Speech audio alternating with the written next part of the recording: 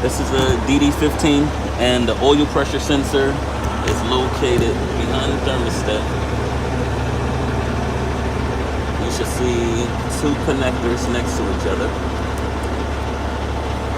Get down there. There they go. The one on the left is the oil temp sensor. The one on the right is the pressure sensor. And first thing you gotta do to pull the connector off is that little gray tab.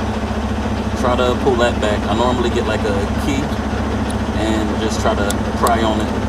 Once that little gray tab slide back, you're able to pull the connector off.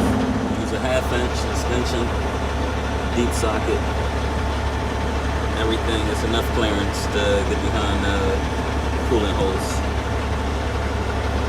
Once you pull the sensor out, make sure you go in and remove the crush washer, just like if you would on a oil drain. New part on the right, new part on the left, and new part should come with a new crush washer. Don't reuse the old one.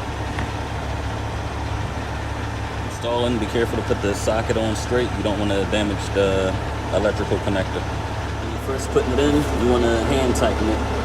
You don't want to cross thread it. Once everything torqued down, start the truck before you put the little white clip back on, because it's hard to take off. So to start the truck, just make sure there's no leaks.